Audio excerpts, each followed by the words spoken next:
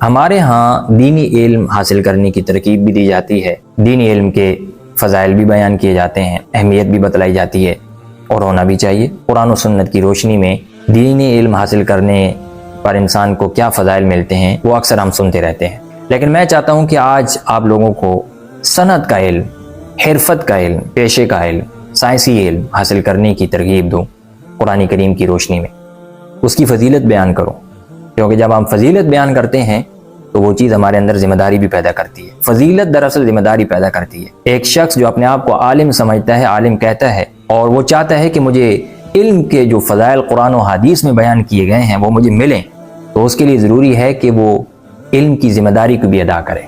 اگر کوئی ذمہ داری علم کی ادا نہیں کر رہا، پتہ یہ ہے کہ مجھے یہ والی فضائل ملیں، تو ایسا نہیں ہو سکتا۔ تو جب ہم فضیلت جان لیتے ہیں کسی علم کی تو ذمہ داری خود بخود جان لیتے ہیں۔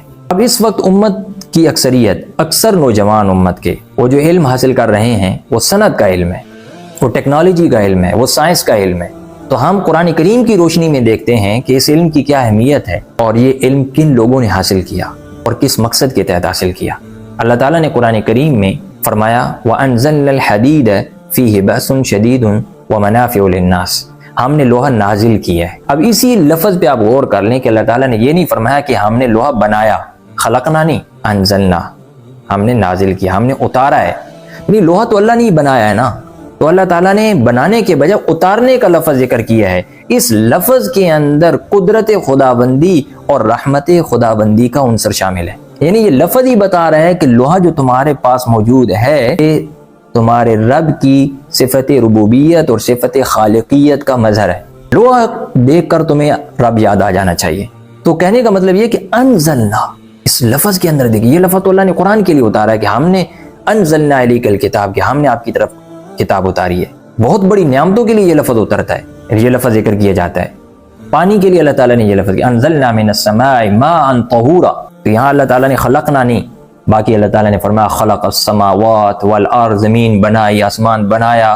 لوہے کے لیے انزلنا الحدید، تو اس کا مطلب یہ ہے کہ جو علم آپ حاصل کر رہے ہیں، جو پروفیشن آپ نے اختیار کیا ہے، تو اس کے اندر اللہ سبحانہ و تعالیٰ کی قدرت شامل ہے، اس کا عنصر شامل ہے اللہ کی رحمت کا، اور اس بات کو آپ نے مد نظر رکھنا ہوتا ہے جو علم بھی آپ حاصل کر رہے ہیں کہ میں اللہ کی بنائی ہوئی چیز کو استعمال کر کے لوگوں کے لیے بناؤں گا، لوگوں کے لیے پیش کروں گا۔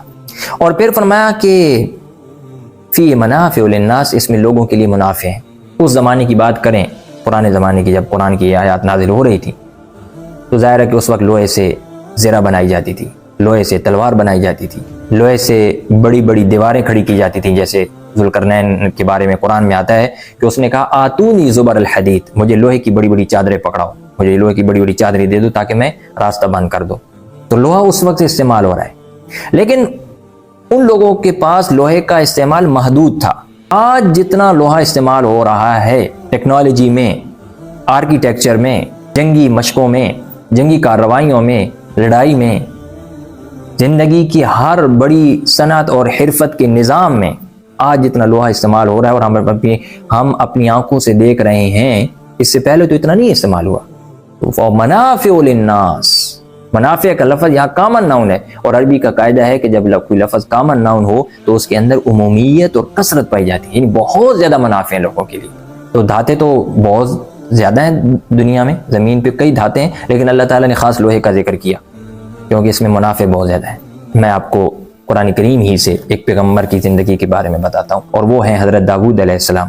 حضرت داؤد علیہ السلام کے بارے میں اللہ تعالیٰ فرماتے ہیں النا لہ الحدید، ہم نے ان کے لیے لوہے کو نرم کر دیا تھا، جیسے چاہتے تھے لوہے کو موڑ لیتے تھے۔ اب لوہا ہاتھ سے تو نہیں موڑنے والا نا، لیکن ان کے لیے لوہے کو نرم کر دیا۔ ان کے جو مزدور کام کرتے تھے وہ آسانی سے لوہے کو ڈھال کے جو مرضی ہوتا بنا لیتے۔ علمناہ صنعۃ لبوس لکم، اللہ تعالیٰ فرماتے، اب یہ ماہرین صنعت، پروفیشنلز کا تذکرہ ہو رہا ہے۔ علمناہ صنعۃ لبوس لکم، ہم نے داؤد علیہ السلام کو زرہ بنانے کا علم سکھایا تھا۔ وہ لوہے سے زرہ بناتے تھے، جنگوں میں لوگ وہ زرہ پہنتے تھے تاکہ انسانی جسموں کی حفاظت ہو سکے۔ یہ علم اس لیے دیا تاکہ انسانی جسموں کی صنعت لبوس لکم، لکم کا لفظ لام فائدے کے لیے بتا، تمہارے فائدے کے لیے۔ جو علم آپ حاصل کر رہے ہیں اس میں آپ نے لکم دیکھنا ہے کہ کیا اس سے لوگوں کا نفع ہوگا یا نہیں ہوگا، اور کیا آپ کی نیت یہ ہے لوگوں کو نفع دینے کی۔ کہیں ایسا تو نہیں ہے کہ آپ اس علم کو حاصل کر کے لوگوں کے خلاف استعمال کریں.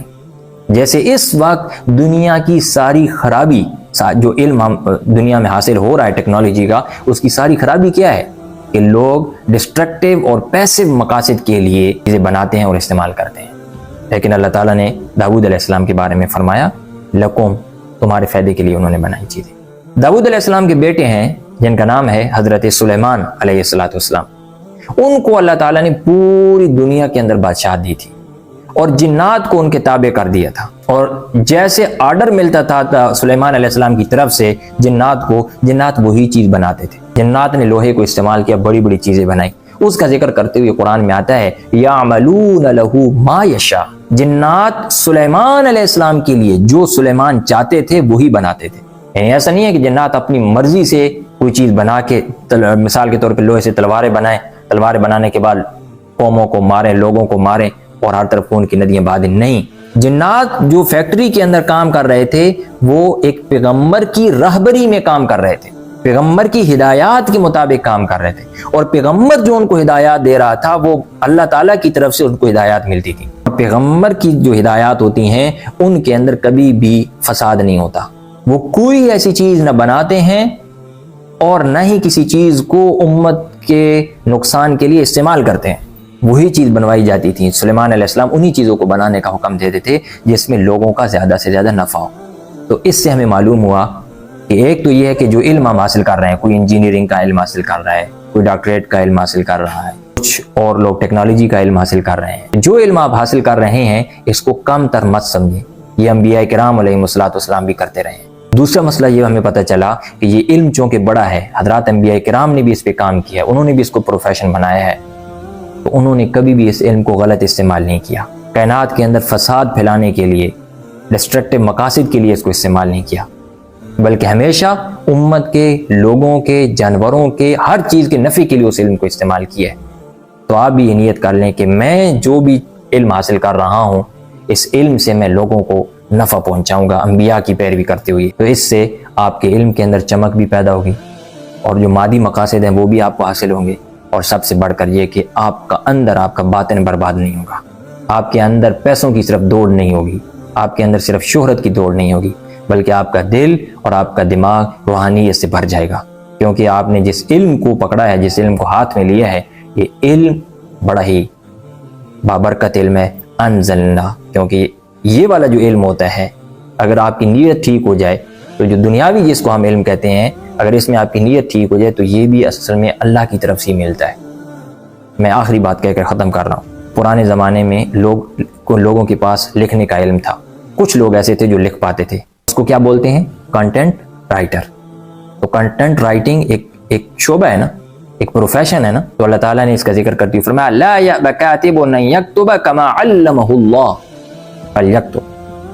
کوئی لکھنے والا لکھنے سے انکار نہ کرے. کوئی غریب آدمی آپ کے پاس آیا اور اس نے کہا کہ میں نے فلاں بندے سے قرض لیا ہے یا اس کو قرض دیا ہے اور میں چاہتا ہوں کہ میں لکھ لوں لیکن مجھے لکھنا نہیں آتا، مجھے لکھ دے کہ میں نے اتنا قرض فلاں بندے سے لیا ہے، اس تاریخ کو لیا ہے اور اس تاریخ کو میں واپس کروں گا. آپ اس کو لکھ کے دے دیں. کیوں؟ علمہ اللہ، یہ علم آپ کو اللہ نے دیا. تو کنٹینٹ رائٹنگ کا علم اللہ نے آپ کو دیا ہے.